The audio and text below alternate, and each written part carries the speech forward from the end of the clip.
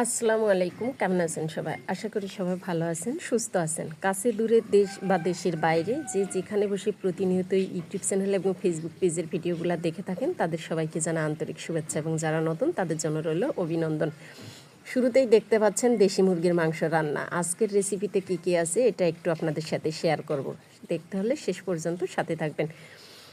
তো দেশি মুরগির মাংস অর্থাৎ ডিম পাড়া যে মুরগি, এই মুরগির মাংস, দেশি মুরগির মাংস পছন্দ করে না এমন খুব কম লোকই আছে। বেশিরভাগ লোকই কিন্তু অধিকাংশ ক্ষেত্রেই দেশি মুরগির মাংসটা পছন্দ করে থাকে। আর এটা হচ্ছে আমাদের বাড়িতে পালন করা দেশি মুরগি।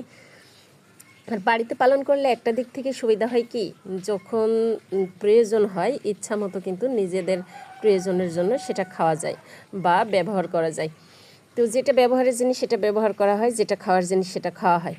তো এইখানে দেশি মুরগির মাংসটা আলু দিয়ে রান্না করেছে মা।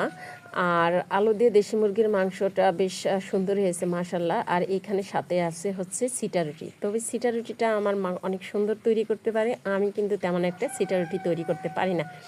কেউ যদি খুব সহজে সিটা রুটি তৈরি করতে পারেন তাহলে অবশ্যই কমেন্টসে জানাবেন। আমার সিটা রুটি তৈরি করতে গেলে একদম পুরা চুলাটা ভর্তি হয়ে যায়, মানে এই চাউলের গুঁড়ো পড়ে পড়ে, এই গুলাটা পড়ে পড়ে পুরা চুলাটা একদম পরিপূর্ণ ভর্তি হয়ে যায়। বোঝা যায় যে আজকে হয়তো বা এই চুলাতে কেউ রান্না করছে।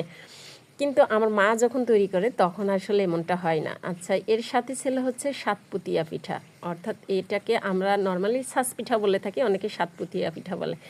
তবে সাতপুতিয়া পিঠাটা তৈরি করা হয়েছিল শুধুমাত্র শাক ঘন্ট দিয়ে খাওয়ার জন্য। তো শাক ঘন্ট দিয়ে খাওয়ার পরে অবশিষ্ট কয়েক পিস পিঠা ছিল, সেটা এখন এই মাংসের ঝোল দিয়ে খাওয়া হবে।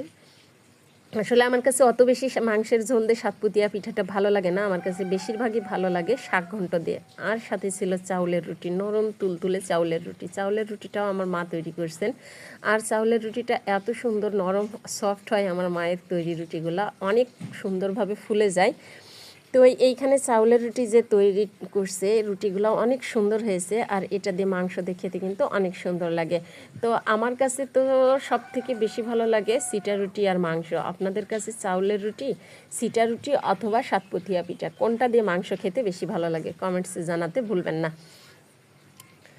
তো এইভাবে যে সুন্দর করে রান্না করে রাখছে ডিম পাড়া মুরগি দেখে কিন্তু এত পরিমাণে তেল ছাড়ছে, মনে হচ্ছে অতিরিক্ত তেল দেওয়া হয়েছে। আসলে ঠিক তা নয়, কারণ এটা ডিম পাড়া মুরগি দেখেই কিন্তু এতটা পরিমাণে তেল হয়েছে। আর মোরগের থেকে আমার কাছে মনে হয় মুরগির মাংসটাই বেশি স্বাদ হয়, কারণ যখন ডিমে আসে তখন ওই মাংসটা খেতে, ওই মুরগিটা খেতে অনেক সুন্দর লাগে। আর মোরগের কিন্তু এত বেশি চর্বি হয় না। তবে শীতের সময়ে একটু চর্বি হয়। আর শীত ছাড়াও, শীত বা গরম যখনই বলেন না কেন, মুরগি যেটা ডিম পাড়ার জন্য সেটা খুব সুন্দর লাগে। তো এত সুন্দর লবণীয় খাবার রেখে আপনাদের সাথে অনেকক্ষণ ধরেই কথা বলতেছি। বলতে বলতে এবার কিন্তু খাবারের সময় চলে আসছে। এক এক করে কিন্তু সবাইকে রুটি এবং সিটা রুটি এবং মাংস তুলে দেওয়া হচ্ছে। আমার কাছে তো রুটির সাথে মাংসর থেকে মনে হয় যেন এক পিস আলু হলে আরও বেশি সুন্দর হয়।